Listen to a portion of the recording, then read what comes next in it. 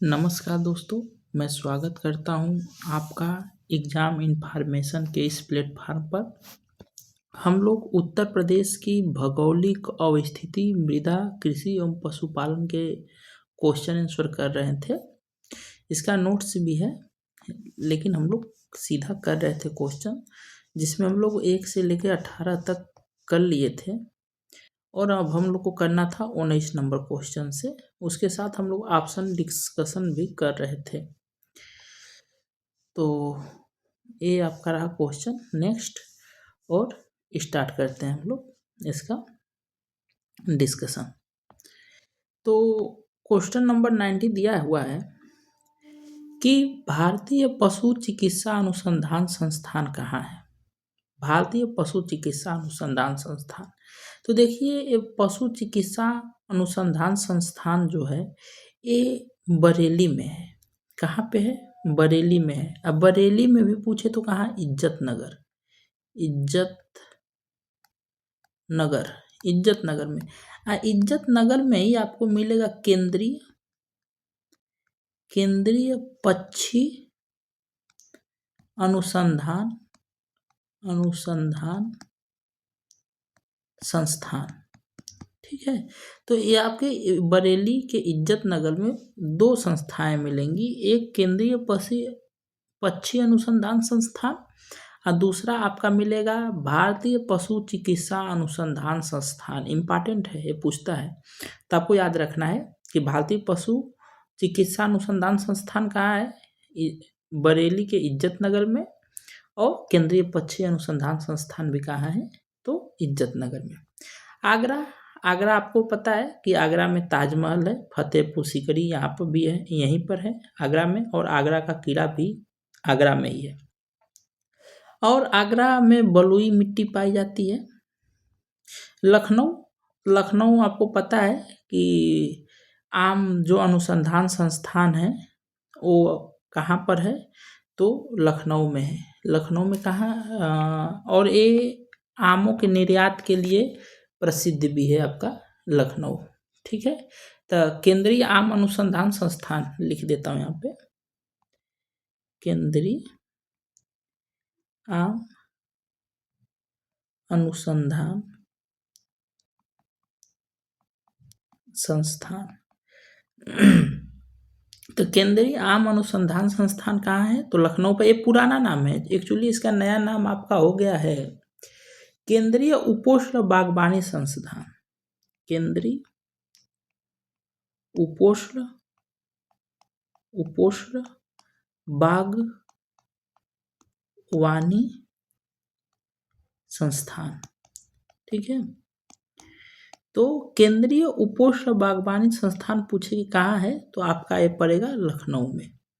ठीक, और मेरठ में क्या है? तो मेरठ में मोदीपुरा में, मोदीपुर में आलू अनुसंधान है ना जी। चलिए आगे चलते हैं, एक ही में ज़्यादा हो जाएगा तो कन्फ्यूजन हो जाएगी। ओके, 19 के बाद 20 नंबर क्वेश्चन दिया है कि उत्तर प्रदेश में, ये देखिए पुराना क्वेश्चन है, यूपी पीसीएस लोअर पीसीएस में आया हुआ था 1/10/19 में। सॉरी, उत्तर प्रदेश में कृषि कुंभ 2018 का आयोजन किया गया था। तो कहाँ किया गया था? तो देखिए उस समय ये लखनऊ में किया गया था। कहाँ किया गया था? तो लखनऊ में किया गया था। और अभी आपसे क्या ये पूछ सकता है? तो अभी 2024 में हुआ था कृषि भारत।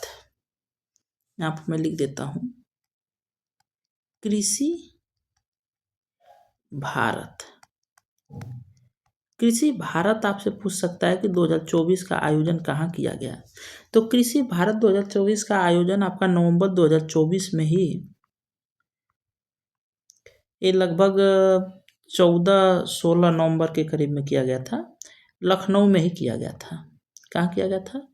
लखनऊ में ही किया गया था।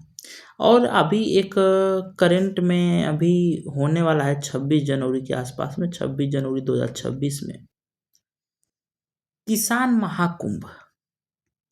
किसान महाकुंभ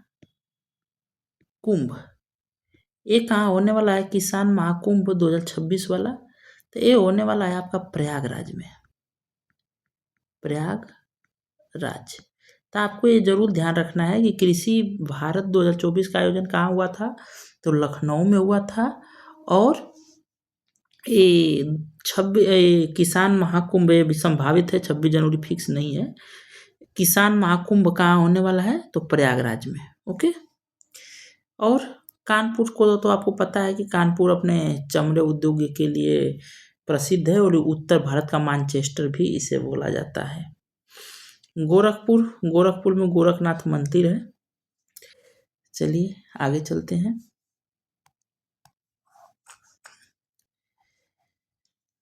आगे क्या दिया है? आगे क्वेश्चन नंबर 21 दिया है कि उत्तर प्रदेश की प्रमुखतम तिलहनी फसल है, तो कौन है? सूरजमुखी, कुसुम, राई, सरसों, आलसी। तो देखिए राई और सरसों इसका सही उत्तर हो जाएगा। राई एंड मस्टर्ड इसका सही उत्तर हो जाएगा। ओके।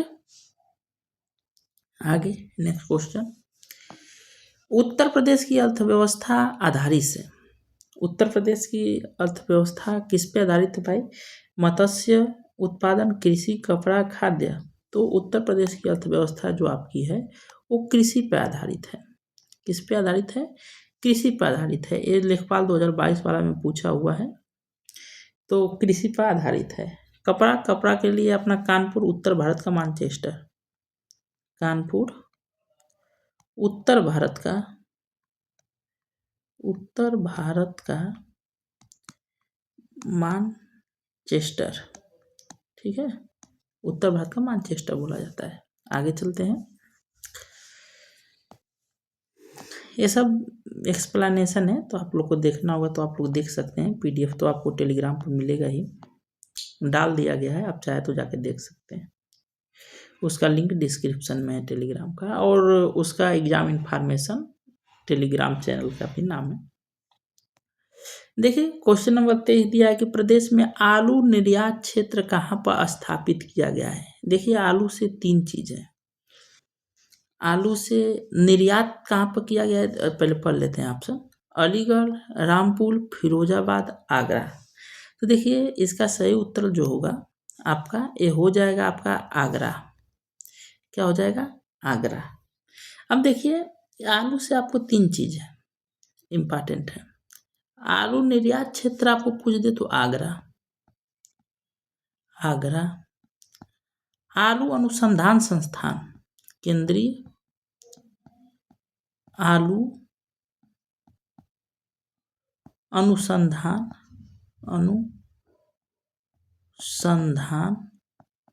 संस्थान। अगर ये पूछ दे तो कहाँ जाएगा? कल आपको मैंने बताया था मोदीपुरम मेरठ में चला जाएगा। लेकिन यही आपसे पूछ दे आलू उत्कृष्टता संस्थान, आलू उत्कृष्टता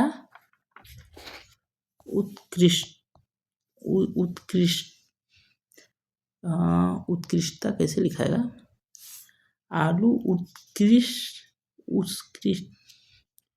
उत्कृष्टता, ठीक है, आलू उत्कृष्ट, एक मिनट सॉरी, इसको ऐसे लिखेगा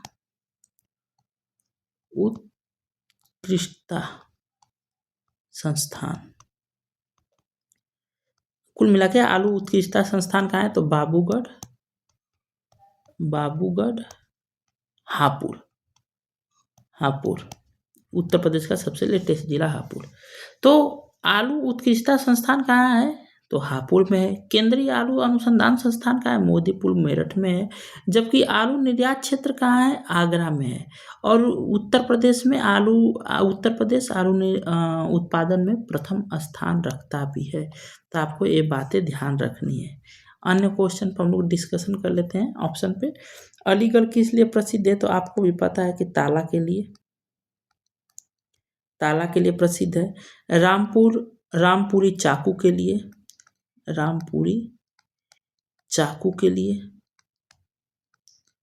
फिरोजाबाद इसे सुहाग नगरी बोलते हैं। सुहाग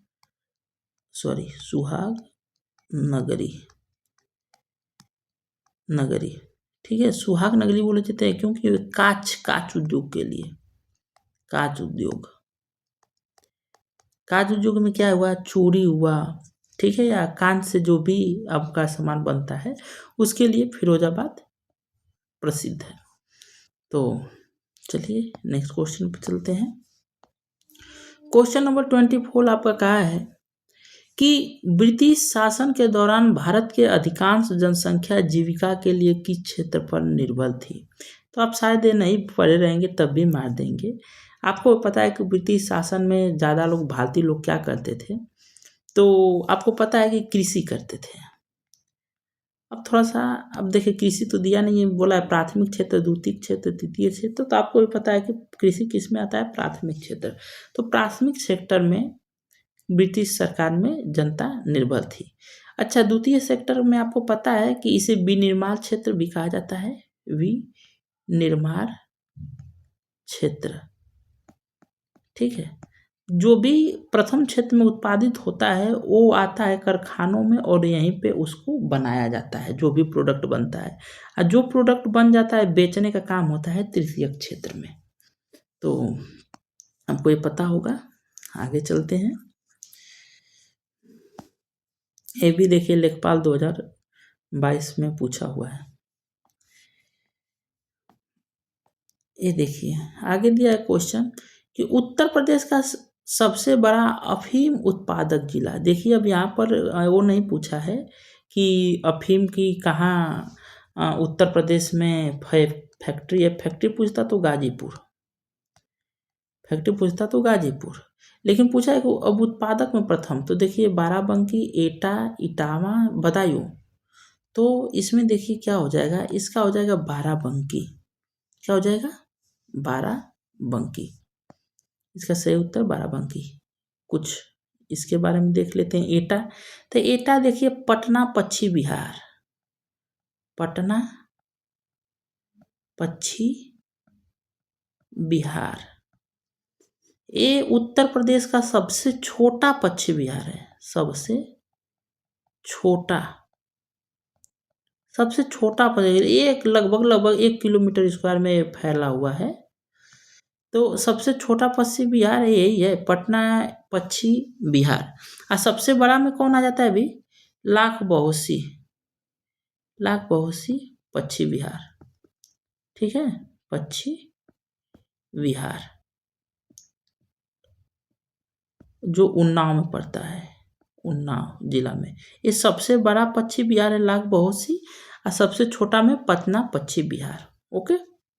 इटावा किस लिए प्रसिद्ध है, तो देखिए ये झांसी के ऊपर, आगरा के नीचे ये इटावा जिला है। और इटावा जिला में क्या होता है कि यमुना नदी प्लस चंबल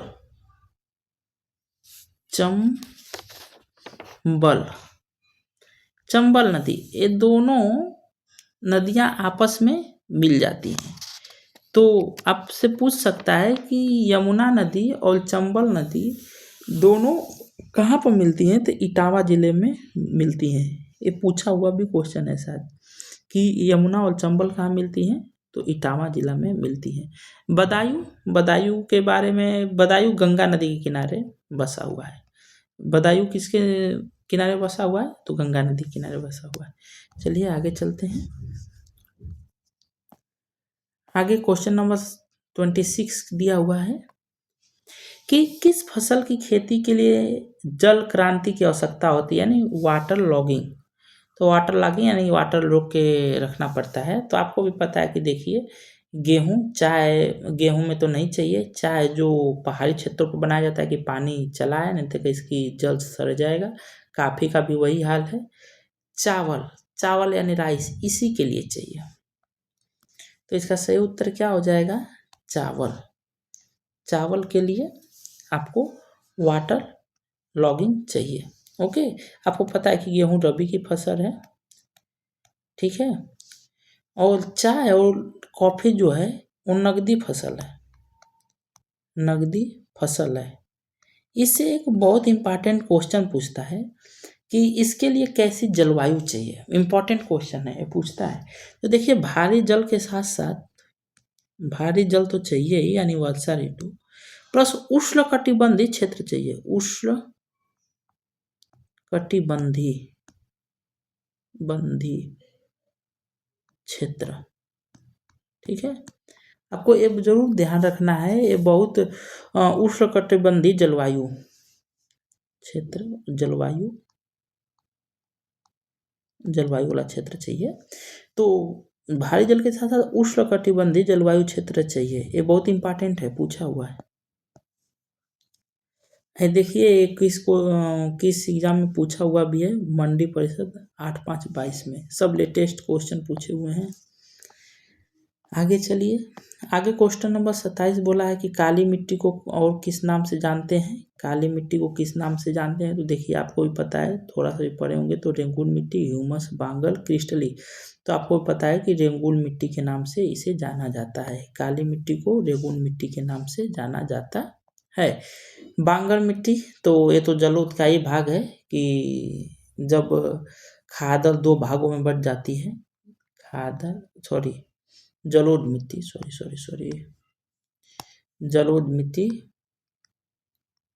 जलोढ़ मिट्टी जब 2 भागों में बट जाती है तो यही बनता है बांगर और खादर। खादर नई मिट्टी हो जाती है, या बांगल पुरानी वाली मिट्टी रहती है। ह्यूमस, वो तो पेड़ पौधों के पत्ते गिर जाते हैं, जो सड़ता है उसी को ह्यूमस बोलते हैं, ठीक है। क्रिस्टली, ये मिट्टी में पाए जाने वाले जो छोटे छोटे कण होते हैं, लवण होते हैं, वो क्रिस्टली है। तो इसका काली मिट्टी को रेगुन मिट्टी बोलते हैं। आगे चलते हैं, आगे क्वेश्चन दिया है 28 नंबर। 28 नंबर कहा है कि प्रदेश का प्रमुख जूट उत्पादक क्षेत्र है, यानी जूट उत्पादन कौन करता है। सरयू एवं घाघरा दोआब, गंगा घाघरा दोआब, विंध्य क्षेत्र या बुंदेलखंड। तो देखिए, जूट उत्पादन वहाँ होगा जहाँ जलोढ़ मिट्टी होगी, पानी आसानी से मिल जाए, वहाँ पर वहाँ जूट उत्पादन होगा। तो इसका सही उत्तर आपका हो जाएगा सरयू एवं घाघरा दोआब।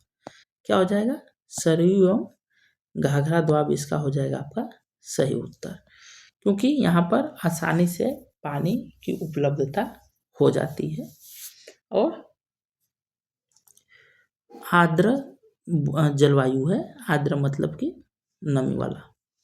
आगे चलते हैं, आगे क्वेश्चन क्या दिया हुआ है। क्वेश्चन नंबर 29 दिया है कि काली मिट्टी सबसे अधिक उपयुक्त है। ऑप्शन देखते हैं, काली मिट्टी सबसे अधिक उपयुक्त है, क्या दिया है, जूट की खेती के लिए, धान की खेती के लिए, कपास के लिए, गेहूं के। तो आपने अगर कंपटीशन की तैयारी किया होगा तो आप तो बहुत पहले से पढ़ते आ रहे होंगे कि काली मिट्टी कपास के लिए, क से काली, क से कपास। ओके, तो काली मिट्टी किसके लिए उपयुक्त है, तो कपास की खेती के लिए काली मिट्टी उपयुक्त है। ओके, चलिए आगे चलते हैं। क्वेश्चन नंबर 30 यानी 30 क्या बोला है कि गोल्डन राइस किस तत्व का आशा स्रोत है। गोल्डन राइस जो है किस तत्व का आशा स्रोत है, विटामिन ए, बी की कार्बनिक अम्ल या विटामिन के। तो आप इसका सही उत्तर हो जाएगा आपका गोल्डन राइस जो है विटामिन ए का सही स्रोत है। क्या है, विटामिन ए का अच्छा स्रोत है। विटामिन बी की कमी से आपको पता ही होगा बेरी रोग हो जाता है, बेरी रोग हो जाता है। विटामिन के रक्त को थक्का बनाने में काम करता है, रक्त को थक्का बनाने का काम करता है विटामिन के। ओके, कार्बोक्सिलिक एसिड यानी एक तरह से खट्टे पदार्थों में पाया जाता है, खट्टे पदार्थों में पाया जाता है। ओके, तो चलिए आगे नेक्स्ट क्वेश्चन पर चलते हैं। आज ज़्यादा हो रहा है क्या स्पीड, जल्दी क्वेश्चन खत्म हो रहा है। आप लोग बताइएगा कमेंट करके कि क्या सही है कि कुछ सुधार करना चाहिए। दिया है कि भारत के राज्यों में उत्तर प्रदेश किस उत्पादन भारत के राज्यों में उत्तर प्रदेश किस उत्पाद का सबसे बड़ा उत्पादक नहीं है? यानी कौन सा उत्पादन ज़्यादा नहीं करता है? तो फूल दिया है, गेहूँ दिया है, आलू दिया है, गन्ना। तो आपको पता है कि गेहूँ में उत्पादन में नंबर 1 है, आलू में भी नंबर 1, गन्ना में भी नंबर 1 है। आपको पता है कि गन्ना अनुसंधान संस्थान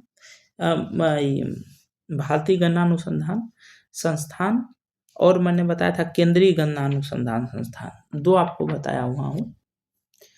तो लखनऊ है और ये भारतीय गन्ना अनुसंधान लखनऊ है और केंद्रीय गन्ना अनुसंधान संस्थान कोयम्बटूर तमिलनाडु में है। जबकि आलू अनुसंधान संस्थान आलू के निर्यात के लिए आगरा प्रसिद्ध है और ये केंद्रीय अनुसंधान संस्थान आपका कहाँ पर है? तो मोदीपुरम मेरठ में है। और ये आलू उत्कृष्टता संस्थान कहाँ है? तो वो बाबूगढ़ हापुड़ में है। और गेहूँ में तो ये नंबर 1 है ही, हरित क्रांति के टाइम से ही। ये फूलों के लिए अब जरा बताइएगा, मैं ज़्यादा बोल दे रहा हूँ क्या? ये फूलों के लिए नंबर 1 नहीं है उत्तर प्रदेश, इसमें तमिलनाडु आ जाएगा। तमिलनाडु, ठीक है, तमिलनाडु आ जाएगा। अब ऐसा नहीं ना, आवश्यकता से ज़्यादा मैं बोल रहा हूँ या कुछ ज़्यादा ज्ञान की बात हो जा रही है।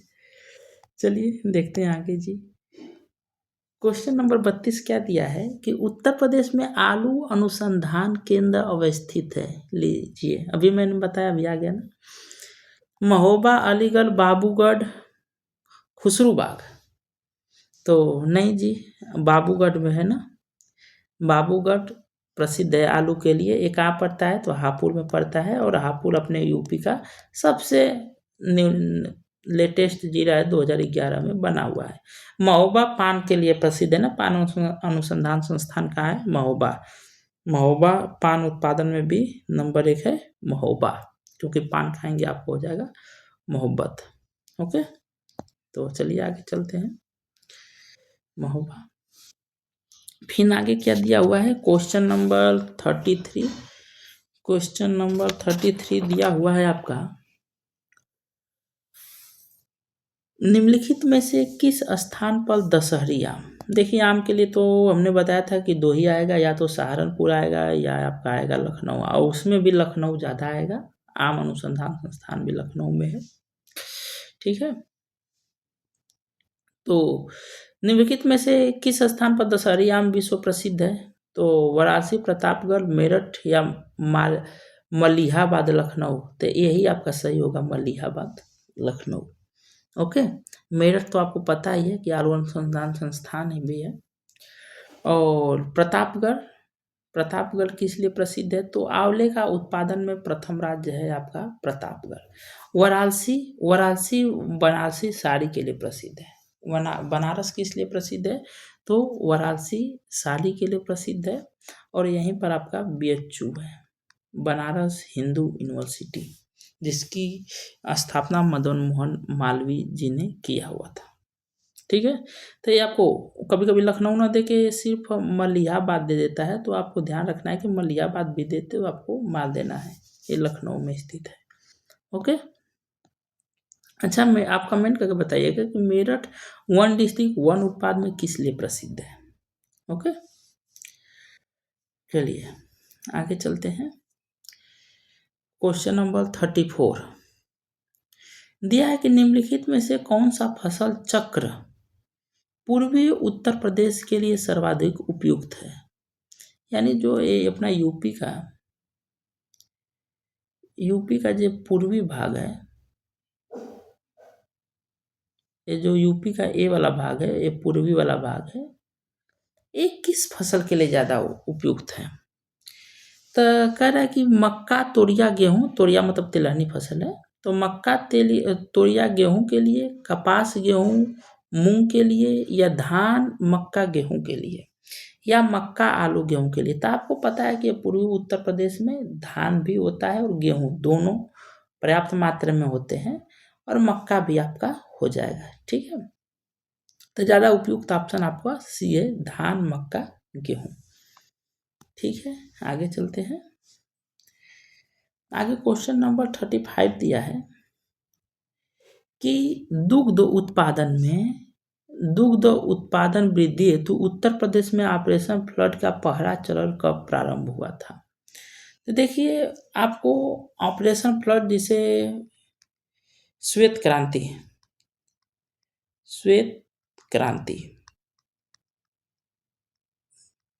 क्रांति भी कहा जाता है, दुग्ध से उत्पादन है, दुग्ध उत्पादन से इसे तीन चरणों में चला गया था। फर्स्ट, सेकेंड, थर्ड, 3 चरण में से चला गया था। एक तो चलाया गया था 1970 से 1980 तक, फिर चलाया गया था 1981 से 1985 तक, और फिर 1985 से चलाया गया था 1996 तक। ओके, तो इसे 3 चरणों में चलाया गया था, 1970 से 80 और 81 से 85 और 85 से 96 में। तो पहला चरण कब चलाया गया था? 1970 में। ओके, चलिए आगे चलते हैं। क्वेश्चन नंबर 36 का है कि पशु चारा बैंक कार्यरत है, निम्नलिखित में से किस स्थान पर पशु चारा बैंक कार्यरत है। तो देखिए, मैंने कल ही बताया था कि झांसी जहाँ पर आएगा चारा और आयुर्वेद के लिए वही आएगा। किधर है झांसी? ये रहा आपका झांसी। तो झांसी आएगा चारा के लिए और पशु चारा के लिए। अच्छा, इज्जतनगर बरेली में आपको मैंने बताया था कि भारतीय पशु चिकित्सा अनुसंधान संस्थान है, भारतीय पशु चिकित्सा अनुसंधान संस्थान है। और यहीं पर बताया था केंद्रीय पक्षी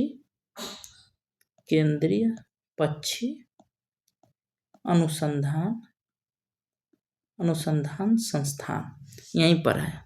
ठीक है, और गोरखपुर के बारे में आपको क्या बताया था?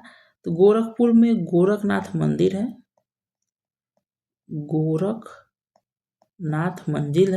और गेहूं के उत्पादन में भी गोरखपुर फर्स्ट स्थान पर है अपने में।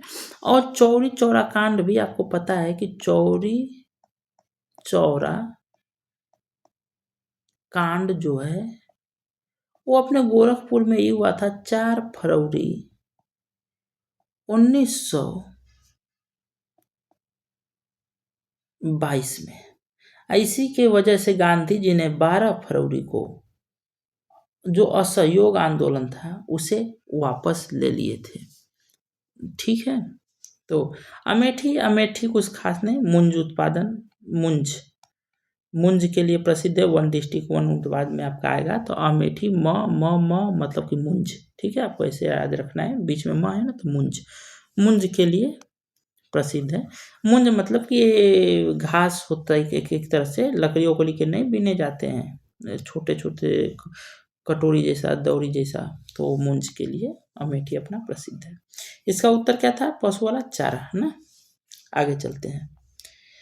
आगे दिया है क्वेश्चन नंबर 37 कि विश्व में हरित क्रांति के जनक कौन है। तो भाई विश्व में देखिए, विश्व में पूछेगा तो नॉर्मन बोरलॉग जी हैं, और भारत में अपने MS स्वामीनाथन जी हैं।